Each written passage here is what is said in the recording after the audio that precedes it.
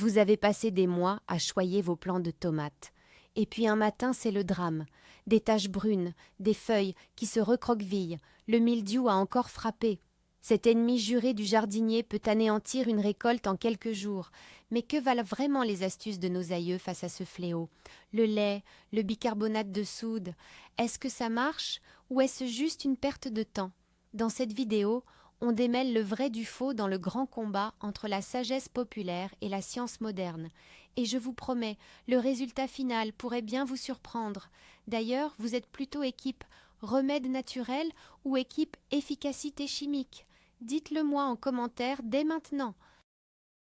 Avant de déclarer la guerre, il faut bien connaître notre ennemi. Le mildiou, ou Peronospora pour les intimes, n'est pas techniquement un champignon. C'est un oomycète, une sorte de cousin éloigné des algues.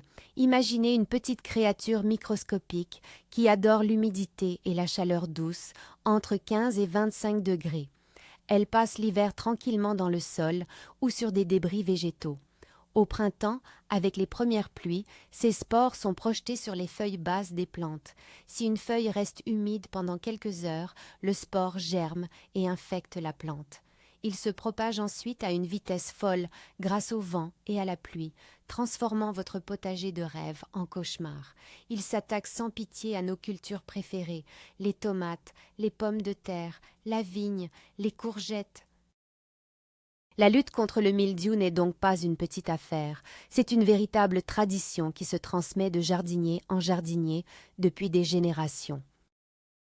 Commençons par une star des placards de cuisine, le bicarbonate de soude.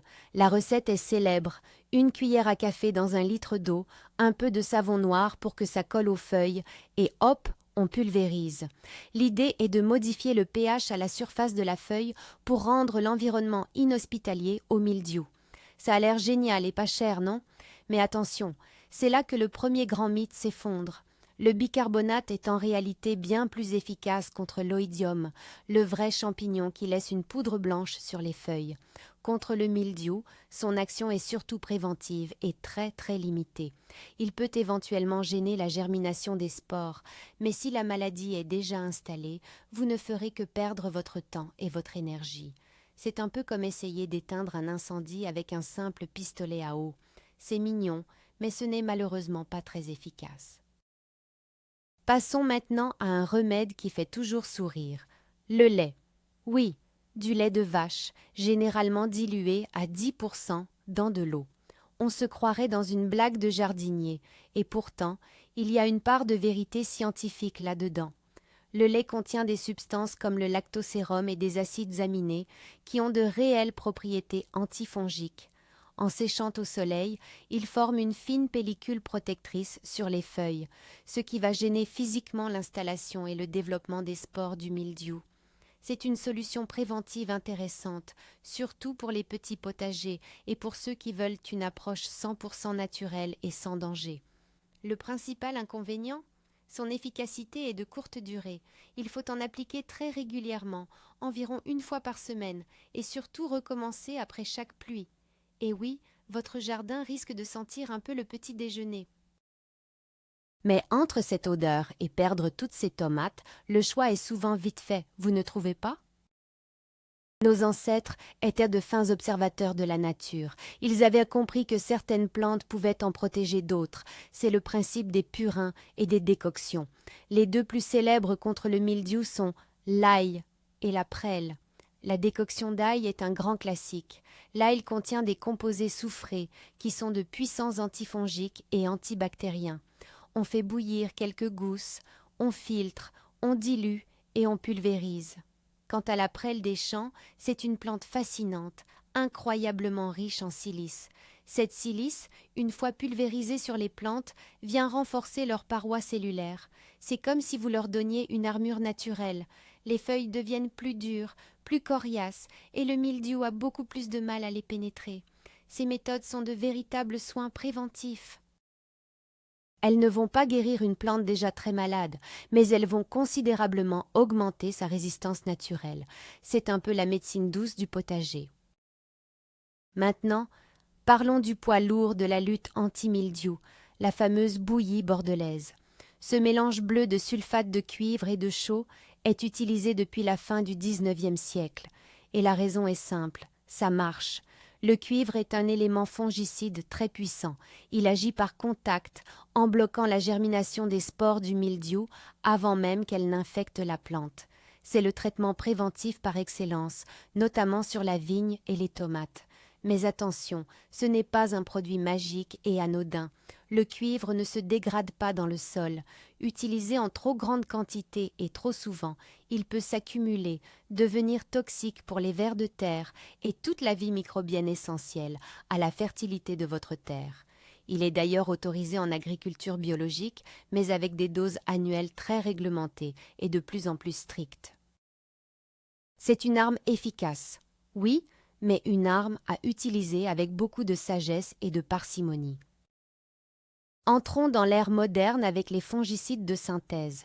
Il en existe des dizaines, avec des noms souvent compliqués à prononcer. On peut les classer en deux grandes familles. D'abord, les fongicides de contact. Ils agissent un peu comme la bouillie bordelaise, en créant une barrière protectrice à la surface de la plante. Ils sont efficaces, mais la moindre pluie peut les lessiver, ce qui oblige à répéter les traitements. Ensuite, il y a les fongicides systémiques. Eux, c'est l'artillerie lourde. Une fois pulvérisés, ils pénètrent dans la sève de la plante et circulent à l'intérieur, la protégeant de l'intérieur pour plusieurs semaines. Ils sont non seulement préventifs, mais aussi curatifs et peuvent stopper une infection déjà déclarée. Leur efficacité est redoutable. Le problème majeur, le risque de développer des résistances. À force d'utiliser le même produit, le mildiou peut s'adapter et devenir totalement insensible. C'est le débat éternel entre l'efficacité immédiate et les conséquences à long terme sur l'environnement et la biodiversité. Jusqu'à présent, on a parlé de remèdes et de traitements curatifs, mais le secret le mieux gardé, que ce soit par nos grands-mères ou par les agronomes modernes, c'est la prévention. Le mildiou adore l'eau qui stagne sur les feuilles. La première règle d'or est donc d'arroser au pied des plantes, jamais sur le feuillage. Surtout le soir, car les feuilles resteraient humides toute la nuit, créant un paradis pour le mildiou. La deuxième règle, l'aération. Ne plantez pas vos pieds de tomates trop serrés. Laissez l'air circuler librement entre eux pour que les feuilles sèchent rapidement après la rosée ou la pluie. Pensez aussi à pailler le sol avec de la paille ou des tontes de gazon. Cela évite que les spores présentes dans la terre ne soient projetées sur les feuilles par les éclaboussures d'eau. Enfin, pratiquez la rotation des cultures. Ne plantez pas des tomates ou des pommes de terre au même endroit chaque année. Ce sont des gestes simples, de pur bon sens, mais ils sont plus efficaces que n'importe quel produit miracle. Et si la meilleure solution n'était pas de traiter, mais de choisir des plantes qui se défendent toutes seules? C'est toute la promesse des variétés dites résistantes. Grâce à des décennies de sélection et d'hybridation naturelle, les chercheurs ont réussi à créer des plants de tomates, de vignes ou de pommes de terre qui possèdent des gènes de résistance au mildiou. Attention, le mot résistant ne veut pas dire totalement invincible. Dans des conditions climatiques très favorables à la maladie, elles peuvent quand même être un peu touchées. Mais la différence avec une variété classique est spectaculaire. Là où une variété sensible serait entièrement détruite en une semaine, une variété résistante tiendra le coup, perdra quelques feuilles, mais continuera à produire des fruits. C'est une approche incroyablement intelligente et durable. Elle demande juste un peu de recherche au moment d'acheter ses graines ou ses plants. C'est peut-être ça, la véritable sagesse du jardinier moderne, allier le meilleur de la nature avec le meilleur de la science. Alors, au final, qui gagne ce grand match? Les remèdes de grand-mère ou la science moderne? La vérité, c'est qu'il n'y a pas un seul gagnant. La meilleure stratégie est une approche intégrée et réfléchie. Premièrement, misez tout sur la prévention, l'espacement, l'arrosage au pied, le paillage. C'est la base de tout. Deuxièmement, si vous le pouvez, choisissez des variétés résistantes. C'est votre meilleure assurance vie contre la maladie. Troisièmement, en début de saison, ou si le temps est annoncé comme très humide, utilisez des méthodes douces en préventif, comme la décoction de prêle pour renforcer les plantes ou une pulvérisation de lait. Quatrièmement, si malgré tout cela la pression du mildiou devient très forte, la bouillie bordelaise, utilisée à bon escient et sans excès, reste une valeur sûre et autorisée en bio.